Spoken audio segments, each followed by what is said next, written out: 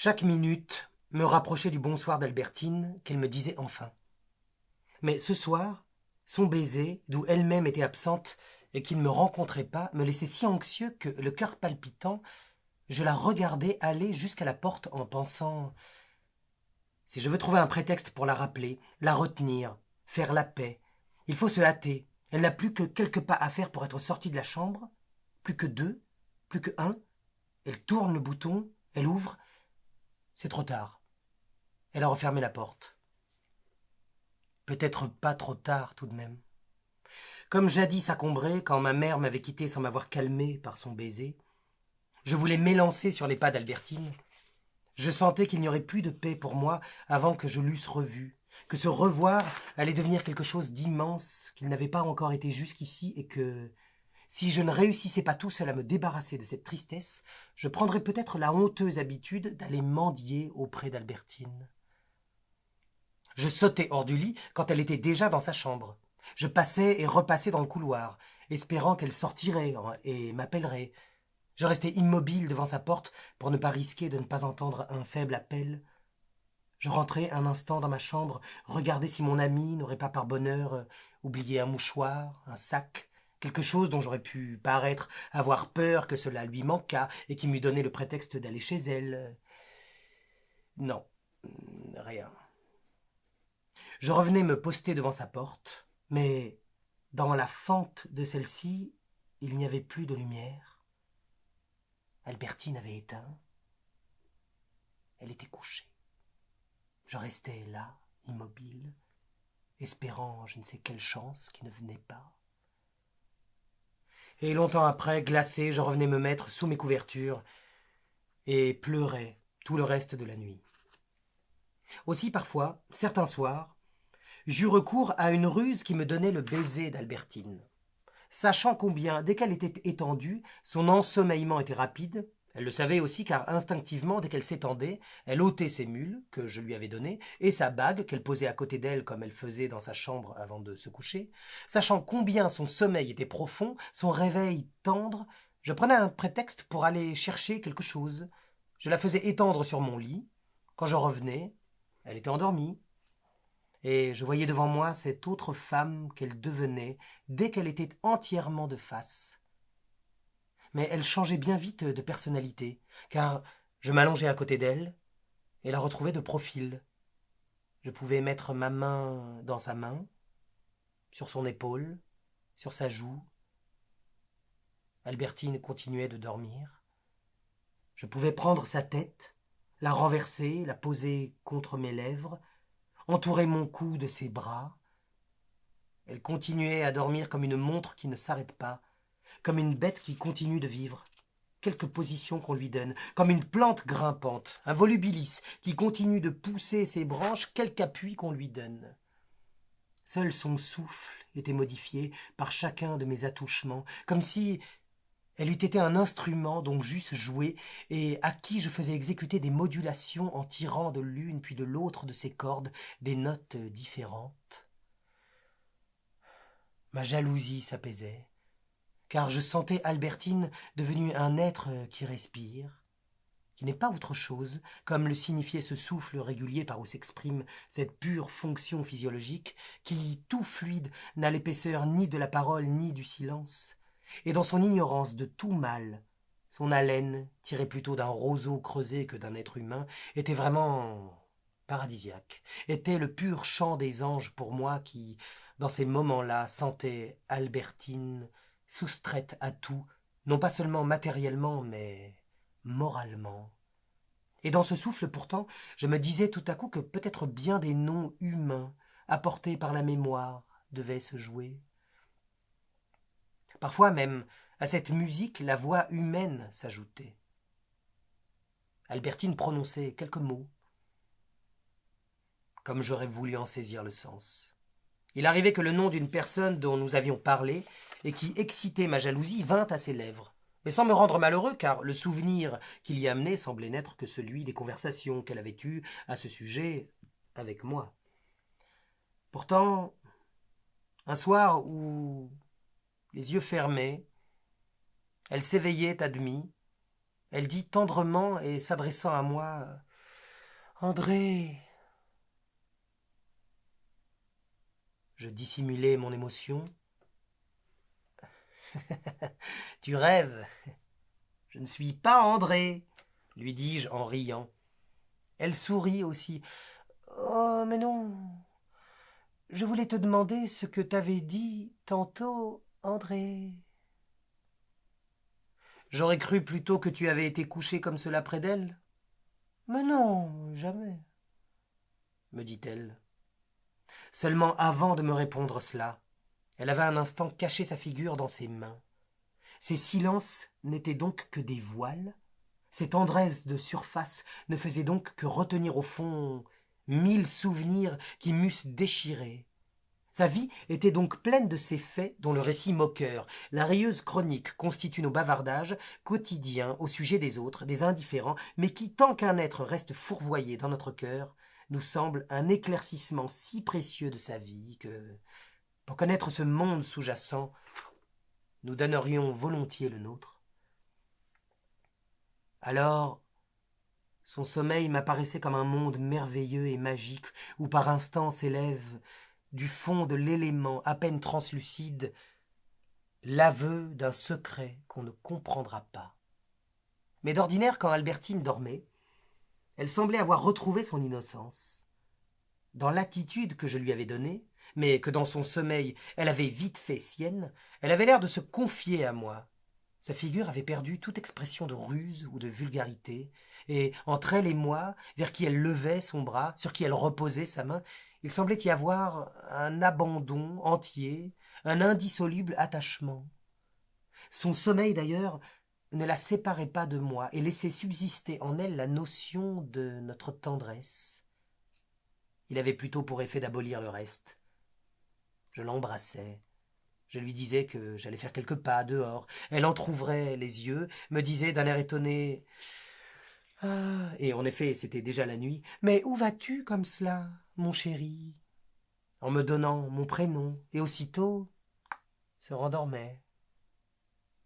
Son sommeil n'était qu'une sorte d'effacement du reste de la vie, qu'un silence uni sur lequel prenaient de temps à autre leur vol de paroles familières de tendresse.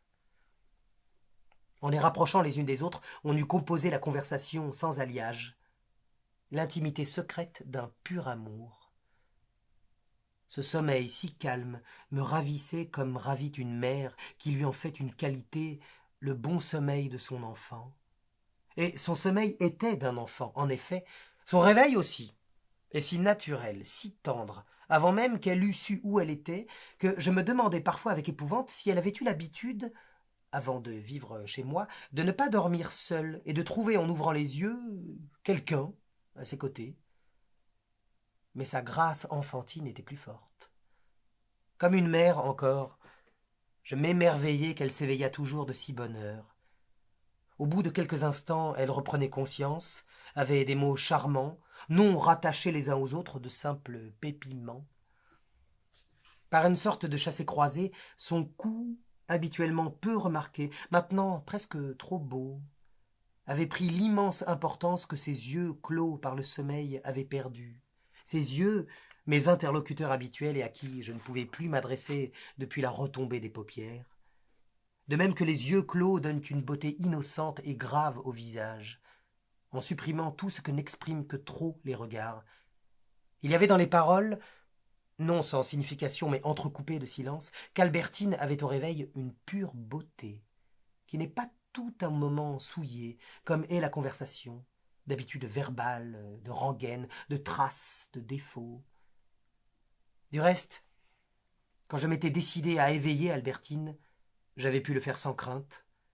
Je savais que son réveil ne serait nullement en rapport avec la soirée que nous venions de passer, mais sortirait de son sommeil comme de la nuit sort le matin. Dès qu'elle avait entr'ouvert les yeux en souriant, elle m'avait tendu sa bouche, et avant qu'elle eût encore rien dit, j'en avais goûté la fraîcheur, apaisante comme celle d'un jardin encore silencieux avant le lever du jour. Le lendemain de cette soirée où Albertine m'avait dit qu'elle irait peut-être puis qu'elle n'irait pas chez les Verdurin, je m'éveillai de bonne heure et, encore à peine endormi, ma joie m'apprit qu'il y avait, interpolé dans l'hiver, un jour de printemps. Dehors, des thèmes populaires finement écrits pour des instruments variés, depuis la corne du raccommodeur de porcelaine ou la trompette du rempailleur de chaises, jusqu'à la flûte du chevrier, qui paraissait dans un beau jour être un pâtre de Sicile, orchestrait légèrement l'air matinal en une ouverture pour un jour de fête. L'ouïe, ce sens délicieux, nous apporte la compagnie de la rue, dont elle nous retrace toutes les lignes, dessine toutes les formes qui y passent, nous en montrant la couleur. Les rideaux de fer du boulanger, du crémier, lesquels s'étaient hier abaissés le soir sur toutes les possibilités de bonheur féminin, se levaient maintenant comme les légères poulies d'un navire qui appareille et va filer, traversant la mer transparente, sur un rêve de jeunes employés. Ce bruit du rideau de fer qu'on lève eût peut-être été mon seul plaisir dans un quartier différent. Dans celui-ci, 100 autres faisaient ma joie, desquels je n'aurais pas voulu perdre un seul en restant trop tard endormi. C'est l'enchantement des vieux quartiers aristocratiques d'être, à côté de cela, populaire. Comme parfois les cathédrales en eurent non loin de leur portail, à qui il arriva même d'en garder le nom, comme celui de la cathédrale de Rouen, appelée des libraires, parce que, contre lui, ceux-ci exposaient en plein vent leurs marchandises. Divers petits métiers, mais ambulants, passaient devant le noble hôtel de Guermantes et faisaient penser par moments à la France ecclésiastique d'autrefois. Car l'appel qu'il lançait aux petites maisons voisines n'avait, à de rares exceptions près, rien d'une chanson.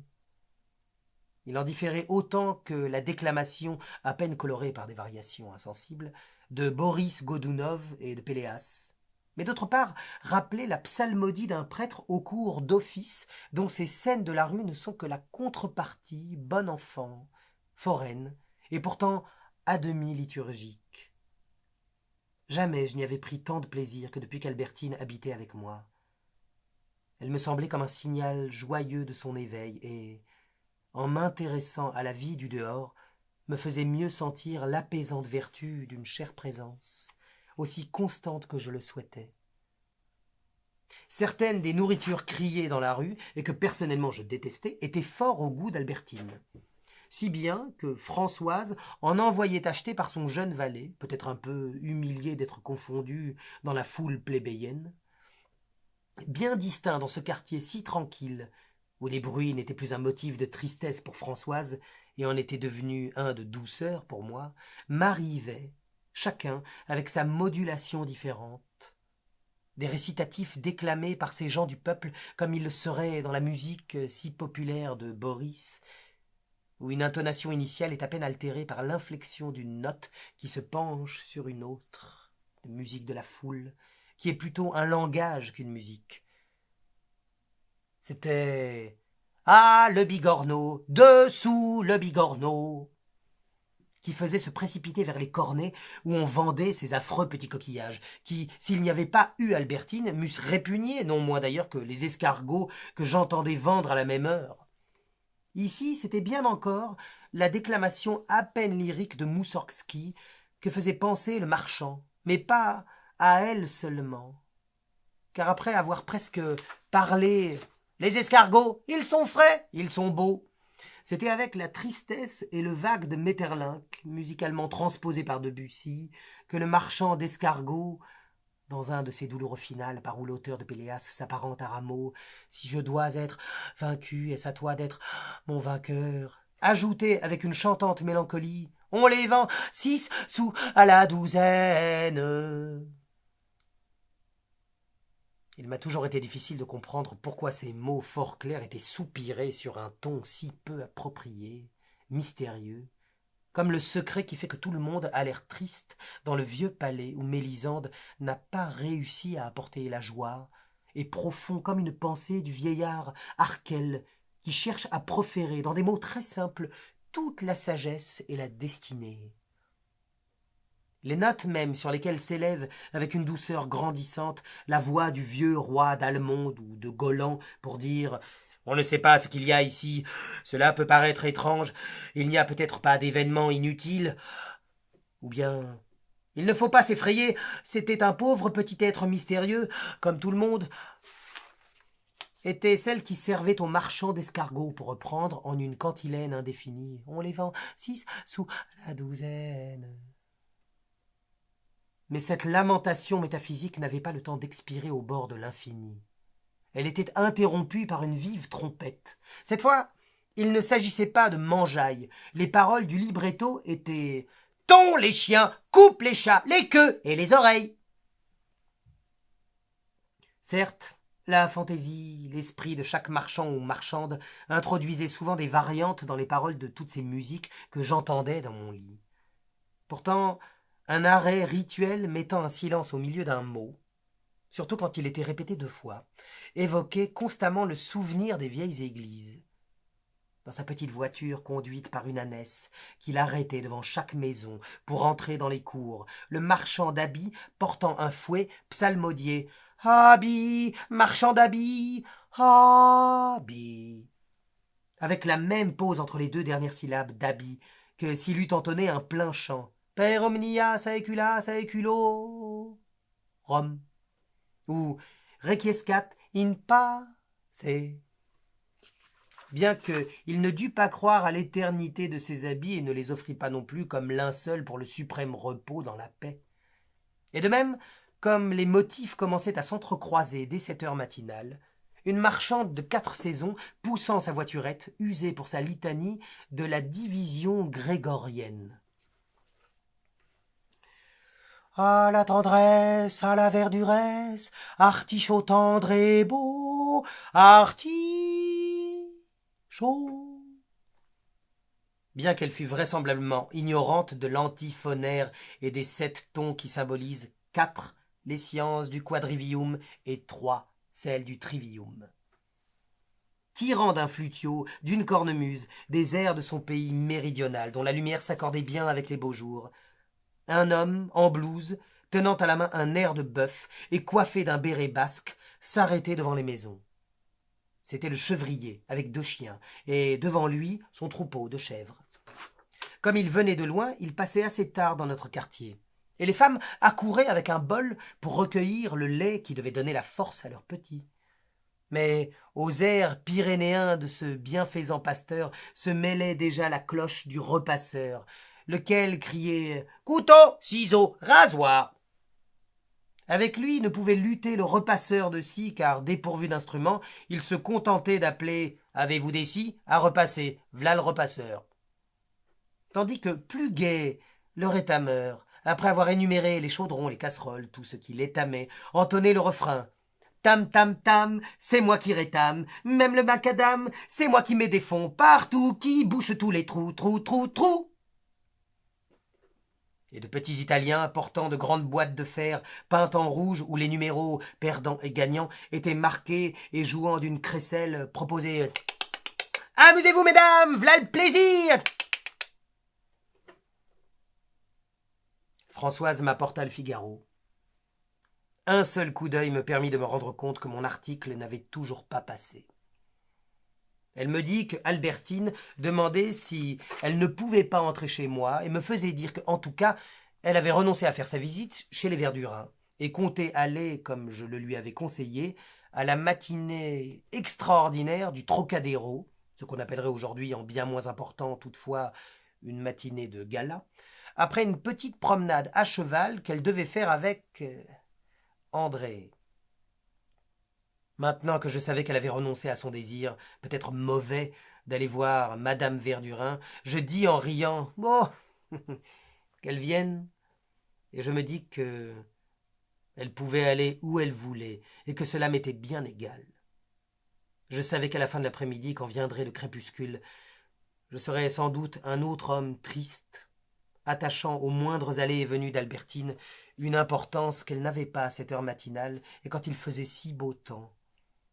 Car mon insouciance était suivie par la claire notion de sa cause, mais n'en était pas altérée. « Françoise m'a assuré que vous étiez éveillée et que je ne vous dérangerais pas, » me dit Albertine en entrant. Et comme avec celle de me faire froid en ouvrant sa fenêtre à un moment mal choisi. La plus grande peur d'Albertine était d'entrer chez moi quand je sommeillais. « J'espère que je n'ai pas eu tort, » ajouta-t-elle. « Je craignais que vous me disiez « Quel mortel insolent vient chercher le trépas !» Et elle rit de ce rire qui me troublait tant. Je lui répondis sur le même ton de plaisanterie. « Est-ce pour vous qu'est fait cet ordre si sévère ?»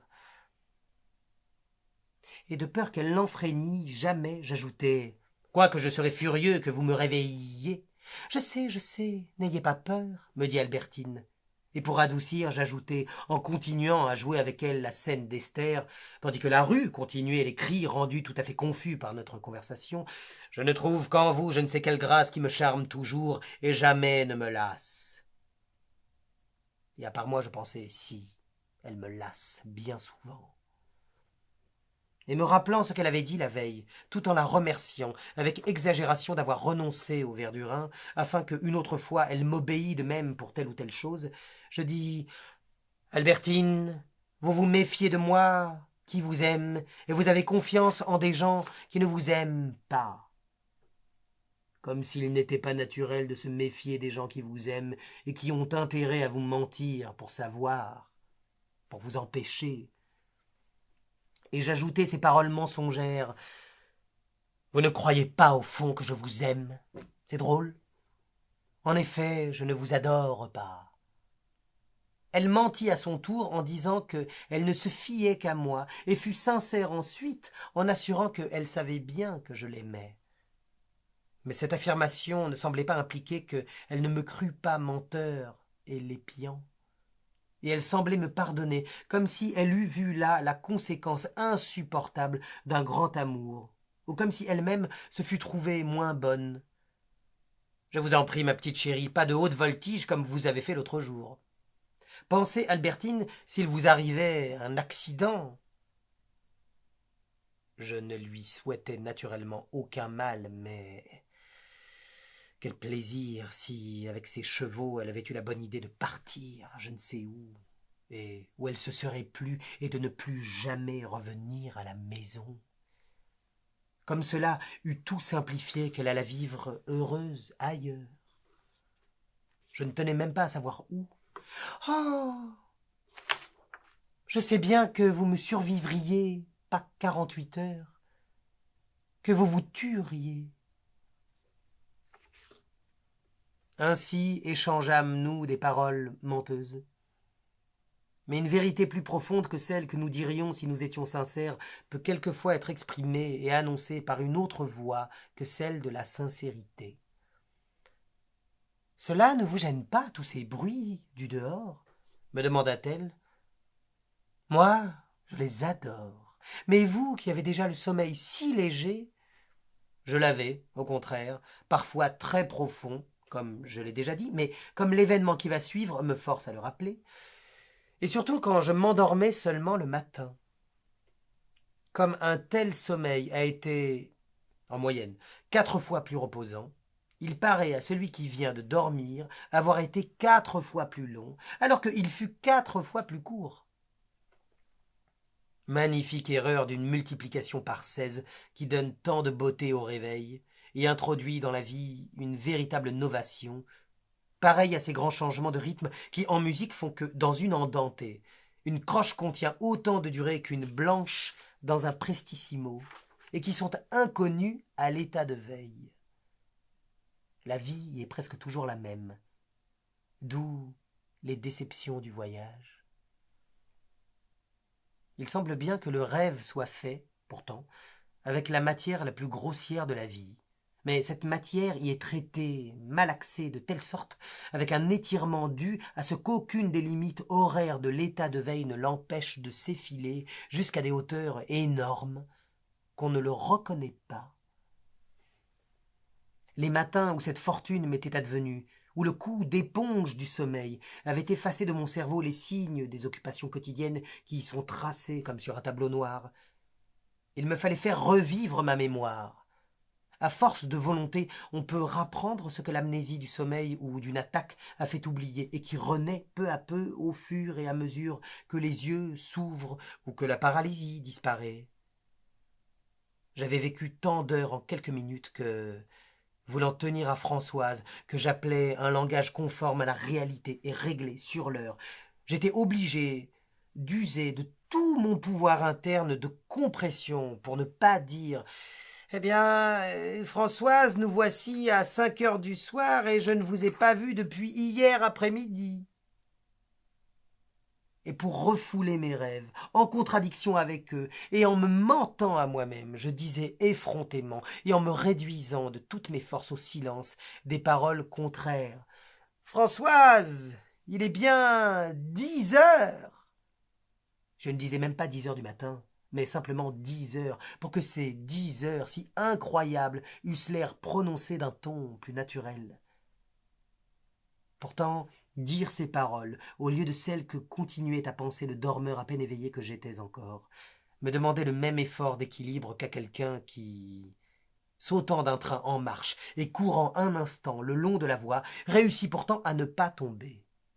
Il court un instant parce que le milieu qu'il quitte était un milieu animé d'une grande vitesse et très dissemblable du sol inerte auquel ses pieds ont quelque difficulté à se faire.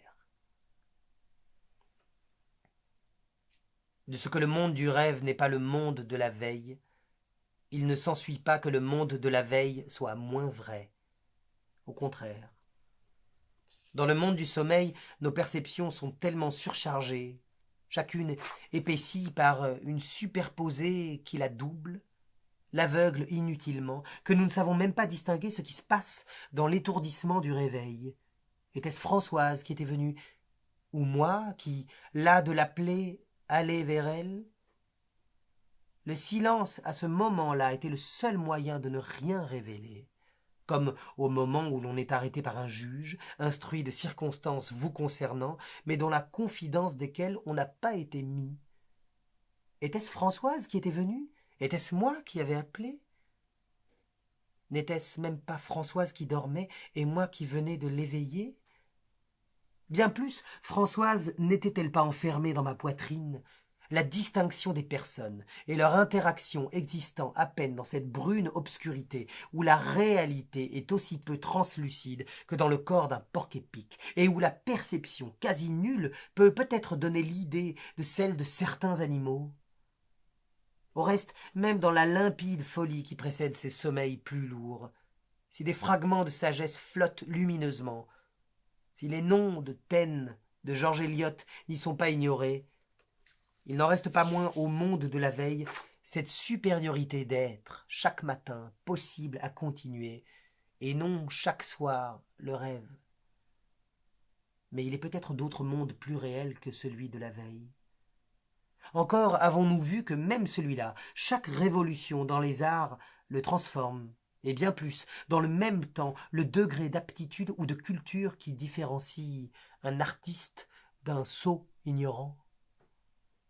Et souvent, une heure de sommeil de trop est une attaque de paralysie après laquelle il faut retrouver l'usage de ses membres, apprendre à parler. La volonté n'y réussirait pas. On a trop dormi, on n'est plus. Le réveil est à peine senti mécaniquement et sans conscience, comme peut l'être dans un tuyau la fermeture d'un robinet. Une vie plus inanimée que celle de la méduse succède, où l'on croirait aussi bien qu'on est tiré du fond des mers ou revenu du bagne, si seulement l'on pouvait penser quelque chose.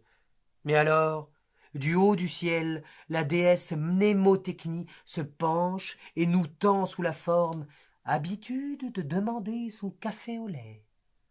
L'espoir de la résurrection.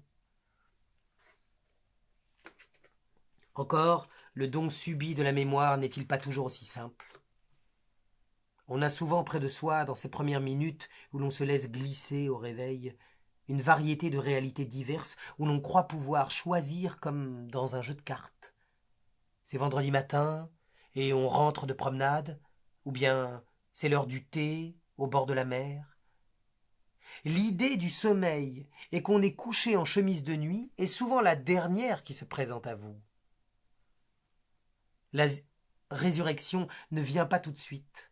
On croit avoir sonné, on ne l'a pas fait. On agite des propos déments.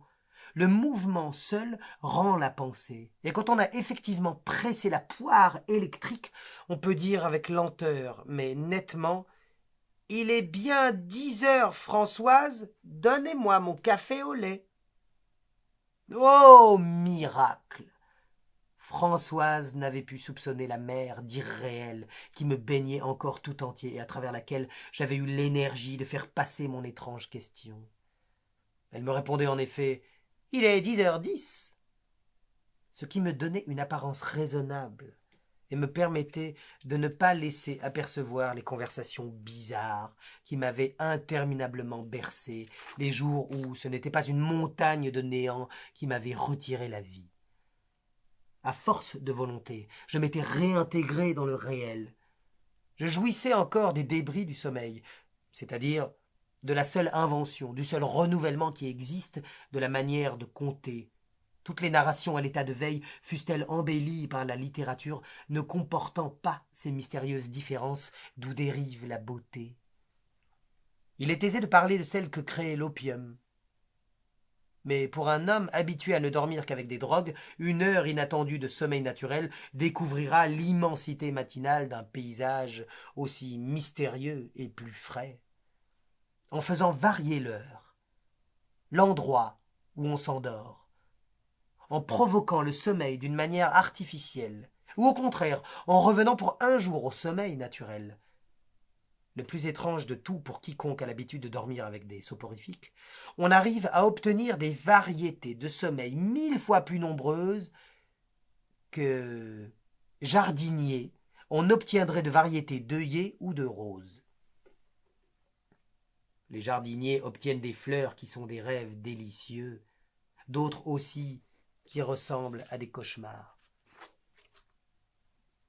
Quand je m'endormais d'une certaine façon, je me réveillais grelottant, croyant que j'avais la rougeole ou, chose bien plus douloureuse, que ma grand-mère, à qui je ne pensais plus jamais, souffrait parce que je m'étais moqué d'elle le jour où, à Balbec, croyant mourir, elle avait voulu que j'eusse une photographie d'elle.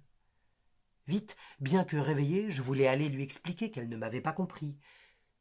Mais déjà, je me réchauffais.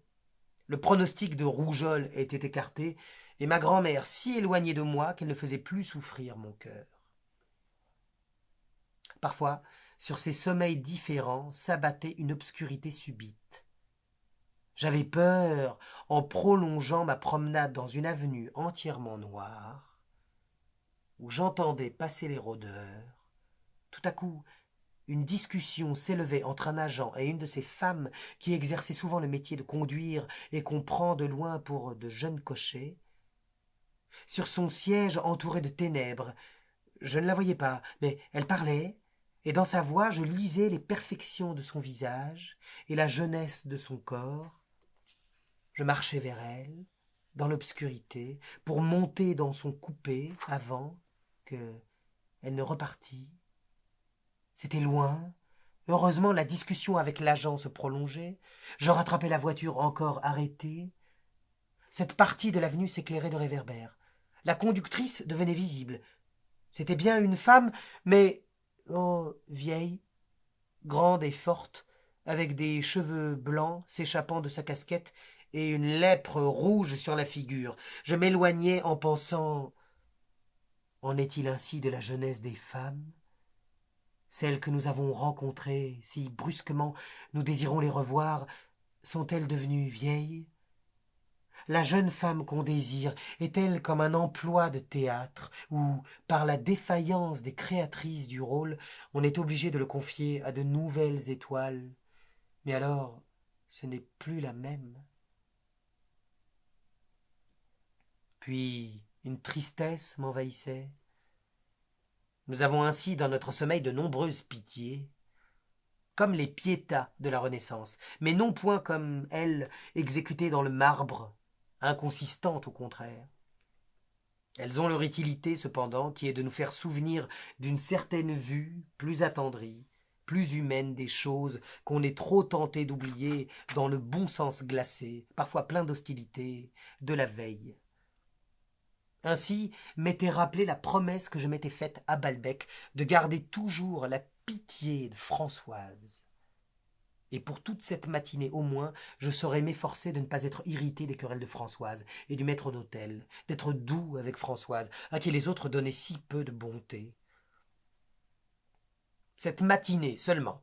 Et il faudrait tâcher de me faire un code un peu plus stable, car de même que les peuples ne sont pas longtemps gouvernés par une politique de pur sentiment, les hommes ne le sont pas par le souvenir de leurs rêves. Déjà, celui-ci commençait à s'envoler. En cherchant à me le rappeler pour le peindre, je le faisais fuir plus vite. Mes paupières n'étaient plus aussi fortement scellées sur mes yeux. Si j'essayais de reconstituer mon rêve, elle s'ouvrirait tout à fait. À tout moment, il faut choisir entre la santé, la sagesse, d'une part, et de l'autre, les plaisirs spirituels. J'ai toujours eu la lâcheté de choisir la première part. Au reste, le périlleux pouvoir auquel je renonçais l'était plus encore qu'on ne le croit. Les pitiés, les rêves ne s'envolent pas seuls. À varier ainsi les conditions dans lesquelles on s'endort, ce ne sont pas les rêves seuls qui s'évanouissent, mais pour de longs jours, pour des années quelquefois, la faculté non seulement de rêver, mais de s'endormir. Le sommeil est divin, mais peu stable. Le plus léger choc le rend volatile. Amie des habitudes, elles le retiennent chaque soir plus fixe que lui, à son lieu consacré, elles le préservent de toute heure. Mais si on les déplace, s'il n'est plus assujetti, il s'évanouit comme une vapeur. Il ressemble à la jeunesse et aux amours. On ne le retrouve plus. Dans ces divers sommeils, comme en musique encore, c'était l'augmentation ou la diminution de l'intervalle qui créait la beauté. Je jouissais d'elle, mais, en revanche, j'avais perdu dans ce sommeil, quoique bref, une bonne partie des cris où nous est rendue sensible la vie circulante des métiers, des nourritures de Paris. Aussi d'habitude, sans prévoir, et hélas, le drame que de tels réveils tardifs et mes lois draconiennes et persanes d'Assuérus racinien devaient bientôt amener pour moi, je m'efforçais de m'éveiller de bonne heure pour ne rien perdre de ces cris. En plus du plaisir de savoir le goût que Albertine avait pour eux et de sortir moi-même tout en restant couché, j'entendais en eux comme le symbole de l'atmosphère du dehors, de la dangereuse vie remuante au sein de laquelle je ne la laissais circuler que sous ma tutelle, dans un prolongement extérieur de la séquestration, et d'où je la retirais à l'heure que je voulais pour rentrer auprès de moi. Aussi fût-ce le plus sincèrement du monde que je pus répondre à Albertine. Au contraire, ils me plaisent parce que je sais que vous les aimez. À la barque, les huîtres, à la barque! Oh, des huîtres, j'en ai si envie! Heureusement, Albertine, moitié inconstante, moitié docilité, oubliait vite ce qu'elle avait désiré, et avant que j'eusse eu le temps de lui dire qu'elle les aurait meilleurs chez Prunier, elle voulait successivement tout ce qu'elle entendait crier par la marchande de poissons. « Ah, la crevette! Ah, la bonne crevette! J'ai de la raie! Tout en vie! Tout en vie! Merlan à frire! À frire! Il arrive, le maquereau! Maquereau frais! Maquereau nouveau! Voilà le maquereau! Mesdames, il est beau, le maquereau! À la moule fraîche et bonne! À la moule! » Malgré moi, l'avertissement « Il arrive, le maquereau » me faisait frémir. Mais comme cet avertissement ne pouvait s'appliquer, me semblait-il à notre chauffeur, je ne songeais qu'aux poissons que je détestais. Mon inquiétude ne durait pas. « Ah, des moules !» dit Albertine. « J'aimerais tant manger des moules. » Mon chéri, c'était pour Balbec. Ici, ça ne vaut rien. D'ailleurs, je vous en prie, rappelez-vous ce que vous a dit Cottard au sujet des moules. Mais mon observation était d'autant plus malencontreuse que la marchande des 4 saisons suivantes annonçait quelque chose que Cottard défendait bien plus encore. « À la romaine, on ne la vend pas, on la promène. » Pourtant, Albertine me consentait le sacrifice de la romaine pourvu que je lui promisse de faire acheter dans quelques jours à la marchande qui crie « J'ai de la belle asperge d'Argenteuil, j'ai de la belle asperge !» Une voix mystérieuse, et de qui l'on eût attendu les propositions plus étranges, insinuait « Tonneau! Tonneau !» On était obligé de rester sur la déception qu'il ne fût question que de tonneau, car ce mot même était presque entièrement couvert par l'appel « Vitrier ! Carreau cassé, voilà le vitrier ! Vitrier !» Division grégorienne, qui me rappela moins cependant la liturgie que ne fit l'appel du marchand de chiffons, reproduisant sans le savoir une de ces brusques interruptions de sonorité au milieu d'une prière, qui sont assez fréquentes sur le rituel de l'Église. « Praeceptis salutaribus moniti et divina institutione formati odemus dicere » dit le prêtre en terminant vivement sur « dicere ». Sans irrévérence, comme le peuple pieux du Moyen-Âge, sur le parvis même de l'Église, jouait les farces et les sottilles. C'est à ce dicere que fait penser ce marchand de chiffons quand, après avoir traîné sur les mots, il dit la dernière syllabe avec une brusquerie digne de l'accentuation réglée par le grand pape du VIIe siècle. « Chiffon, ferraille à vendre !» Tout cela psalmodié avec lenteur, ainsi que ces deux syllabes qui suivent alors que la dernière finit plus vivement que dicere. Peau de lapin. La Valence, la belle Valence. La fraîche orange. Les modestes poireaux, eux-mêmes. Voilà de beaux poireaux. Les oignons. 8 saumons oignons. Déferlés pour moi comme un écho des vagues où, libre, Albertine eût pu se perdre et prenait ainsi la douceur d'un suave Marie-Marigno. Voilà des carottes, adorons la botte. Oh s'écria Albertine, des choux, des carottes, des oranges. Voilà rien que des choses que j'ai envie de manger. Faites-en acheter par Françoise, elle fera les carottes à la crème. Et puis ce sera gentil de manger tout ça ensemble. Ce sera tous ces bruits que nous entendons transformés en un bon repas. Ah, je vous en prie. Demandez à Françoise de faire plutôt une raie au beurre noir. C'est si bon. Ma petite chérie, c'est convenu, ne restez pas. Sans cela, c'est tout ce que poussent les marchandes de 4 saisons que vous demanderez. C'est dit, je pars. Mais je ne veux plus jamais pour nos dîners que des choses dont nous aurons entendu le cri. C'est trop amusant. Ah, et dire qu'il faut attendre encore 2 mois pour que nous entendions haricots verts et tendres haricots, v'là l'haricot vert. Comme c'est bien dit, tendre haricot. Vous savez que je les veux tout fins, ruisselants de vinaigrette. On dirait pas qu'on les mange, c'est frais comme une rosée. Oh, hélas, c'est comme pour les petits cœurs à la crème, c'est encore bien loin. Bon fromage à la craie, bon fromage. Et le chasselas de Fontainebleau, j'ai du bon chasselas. Et je pensais avec effroi à tout ce temps que j'aurais à rester avec elle, jusqu'au temps du chasselas. Écoutez, je dis que je ne veux plus que les choses que nous aurons entendu crier, mais je fais naturellement des exceptions. Aussi, il n'y aurait rien d'impossible à ce que je passe chez Rebattet commander une glace pour nous deux. Vous me direz que ce n'est pas encore la saison, mais j'en ai une envie.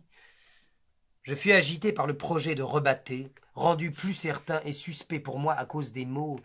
Il n'y aurait rien d'impossible. C'était le jour où les Verdurins recevaient, et depuis que Swann leur avait appris que c'était la meilleure maison, c'était chez Rebattet qu'ils commandaient glace et petits fours. Je ne fais aucune objection à une glace, mon Albertine chérie, mais laissez-moi vous la commander, je ne sais pas, moi-même si ce sera chez Poirée Blanche, chez Rebattet ou Ritz, enfin, je verrai. Vous sortez, donc me dit-elle d'un air méfiant. Elle prétendait toujours qu'elle serait enchantée que je sortisse davantage. Mais si un mot de moi pouvait laisser supposer que je ne resterais pas à la maison, son air inquiet donnait à penser que la joie qu'elle aurait à me voir sortir sans cesse n'était peut-être pas très sincère. Je sortirai, peut-être, peut-être pas. Vous savez bien que je ne fais jamais de projet d'avance. En tous les cas, les glaces ne sont pas une chose qu'on crie, qu'on pousse dans les rues. Pourquoi en voulez-vous? Et alors, elle me répondit par ces paroles qui me montrèrent en effet combien d'intelligence et de goût latent s'était brusquement développé en elle depuis Balbec, par ces paroles du genre de celles qu'elle prétendait dues uniquement à mon influence, à la constante cohabitation avec moi, ces paroles que pourtant je n'aurais jamais dites, comme si quelque défense m'était faite par quelqu'un d'inconnu, de jamais user dans la conversation de formes littéraires. Peut-être l'avenir ne devait-il pas être le même pour Albertine et pour moi? J'en eus presque le pressentiment, en la voyant se hâter d'employer, en parlant, des images si écrites, et qui me semblaient réservées pour un autre usage, plus sacré, et que j'ignorais encore. Elle me dit, et je fus malgré tout profondément attendri, car je pensais, certes, je ne parlerai pas comme elle, mais tout de même, sans moi, elle ne parlerait pas ainsi. Elle a subi profondément mon influence. Elle ne peut donc pas m'aimer. Elle est mon œuvre. Ah, ce que j'aime dans ces nourritures criées, c'est qu'une chose entendue, comme une rhapsodie, change de nature à table et s'adresse à mon palais. Pour les glaces, car j'espère bien que vous ne m'en commanderez que prises dans ces moules démodés qui ont toutes les formes d'architecture possibles, toutes les fois que j'en prends, temple, église, obélisque, rocher, c'est comme une géographie pittoresque que je regarde d'abord et dont je convertis ensuite les monuments de framboise ou de vanille en fraîcheur dans mon gosier. Je trouvais que c'était un peu trop bien dit, mais elle sentit que je trouvais que c'était bien dit, et elle continua, en s'arrêtant un instant, quand sa comparaison était réussie, pour rire de son beau rire qui m'était si cruel, parce que il était si voluptueux. Mon Dieu, à l'hôtel Ritz, je crains bien que vous n'y trouviez des colonnes Vendôme de glace au chocolat ou à la framboise, et alors il en faut plusieurs pour que cela ait l'air de colonnes votives ou de pylônes élevés dans une allée à la gloire de la fraîcheur. Ils font aussi des obélisques de framboises qui se dresseront de place en place dans le désert brûlant de ma soif, et dont je ferai fondre le granit rose au fond de ma gorge, qu'elles désaltéreront mieux que des oasis. Et ici le rire profond éclata, soit de satisfaction de si bien parler, soit par moquerie d'elle-même de s'exprimer par images si suivies, soit hélas par volupté physique de sentir en elle quelque chose de si bon, de si frais, qui lui causait l'équivalent d'une jouissance. Ces pics de glace, du Ritz ont quelquefois l'air du mont rose, et même si la glace est au citron, je ne déteste pas qu'elle n'ait pas de forme monumentale, qu'elle soit irrégulière, abrupte, comme une montagne d'Elstyre. Il ne faut pas qu'elle soit trop blanche alors, mais un peu jaunâtre, avec cet air de neige sale et blafarde qu'ont les montagnes d'Elstyre. La glace a beau ne pas être grande, qu'une demi-glace si vous voulez, ces glaces au citron, là, sont tout de même des montagnes réduites à une échelle toute petite. Mais l'imagination rétablit les proportions, comme pour ces petits arbres japonais nains, qu'on sent très bien être tout de même des cèdres, des chênes, des mancenilliers, si bien qu'en plaçant quelques-uns le long d'une petite rigole dans ma chambre, j'aurais une immense forêt descendant vers un fleuve, et où les petits enfants se perdraient. De même, au pied de ma demi-glace jaunâtre au citron, je vois très bien des postillons, des voyageurs, des chaises de poste sur lesquelles ma langue se charge de faire rouler de glaciales avalanches qui les engloutiront. La volupté cruelle avec laquelle elle dit cela excita ma jalousie. De même, ajouta-t-elle, que je me charge avec mes lèvres de détruire pilier par pilier ces églises vénitiennes d'un porphyre qui est de la fraise, et de faire tomber sur les fidèles ce que j'aurais épargné. Oui, tous ces monuments passeront de leur place de pierre dans ma poitrine, où leur fraîcheur fondante palpite déjà. Mais tenez, même sans glace, rien n'est excitant et ne donne soif comme les annonces des sources thermales. À Montjouvin, chez mademoiselle Vinteuil, il n'y avait pas de bon glacier dans le voisinage, mais nous faisions dans le jardin notre tour de France en buvant chaque jour une autre eau minérale gazeuse, comme l'eau de Vichy, qui dès qu'on la verse soulève des profondeurs du verre un nuage blanc qui vient s'assoupir et se dissiper si on ne boit pas assez vite. Ah! Mais Entendre parler de Montjouvin m'était trop pénible. Je l'interrompais. Je vous ennuie. Adieu, mon chéri. Quel changement depuis Balbec, où je défie Elstir lui-même d'avoir pu deviner en Albertine ces richesses de poésie, d'une poésie moins étrange, moins personnelle que celle de Céleste Albaret, par exemple. Jamais Albertine n'aurait trouvé ce que Céleste me disait. Mais l'amour, même quand il semble sur le point de finir, est partial. Je préférais la géographie pittoresque des sorbets, dont la grâce assez facile me semblait une raison d'aimer Albertine, et une preuve que j'avais du pouvoir sur elle, qu'elle m'aimait.